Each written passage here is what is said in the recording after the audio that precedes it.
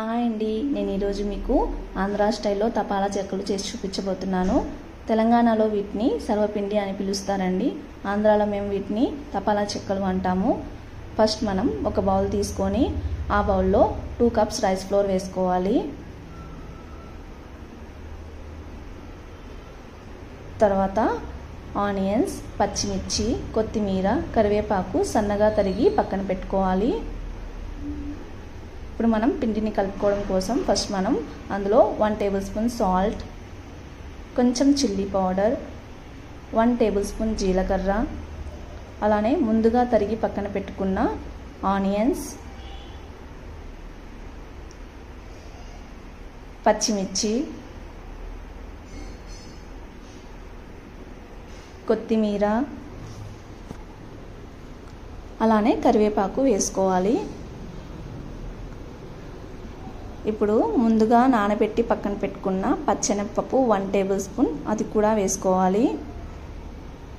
ఇప్పుడు మనం పిండిని కలుపుకోవడం కోసం ఫస్ట్ స్టవ్ ఆన్ చేసుకొని స్టవ్ మీద గిన్నె పెట్టి అందులో 1 గ్లాస్ వాటర్ వేసుకోవాలి. ఈ హాట్ వాటర్ ఎందుకంటే మనం పిండిని కలుపుకోవడం కోసం అండి.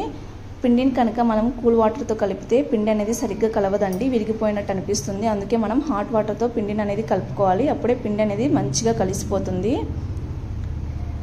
ఇప్పుడు అన్నీ వేసుకున్నాం కదా, ఒకసారి కలుపుకోండి. పిండిని కలుపుకొని కొంచెం కొంచెంగా వాటర్ వేసుకొని ముద్దలాగా కలుపుకోవాలి, లైక్ చపాతీ పిండిలాగా కలుపుకోవాలి.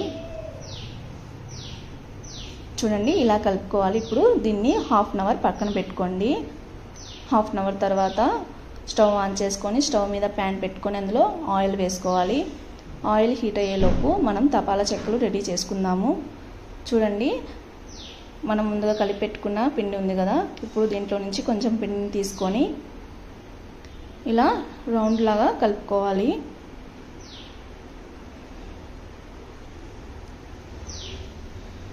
చూడండి, ఇలా కలుపుకోవాలి. ఇప్పుడు ఒక థిక్ కవర్ తీసుకొని దానికి ఆయిల్ అప్లై చేసుకొని మనము చేతిని తడుపుకొని ఇలా చెక్కలాగా ఒత్తుకోవాలండి. ఆయిల్ హీట్ అయిపోయింది. ఇప్పుడు మనము వీటిని తీసేసి ఆయిల్లో వేసేసుకోవాలి. చూడండి, ఇలా బ్రౌన్ కలర్లో వచ్చేంత వరకు కాల్చుకోవాలి. చూడండి, అయిపోయింది. ఇప్పుడు మనం వీటిని ఒక బౌల్లోకి తీసుకుందాము. చూడండి ఎంత కలర్ఫుల్గా కనిపిస్తున్నాయో. చూడండి ఎంత సాఫ్ట్గా ఉడికిందో, పైన క్రిస్పీగా లోపల సాఫ్ట్గా చాలా టేస్టీగా ఉందండి. ఒక్కసారి చేసుకుంటే మళ్ళీ మళ్ళీ చేసుకోవాలనిపించే రెసిపీ అండి ఇది.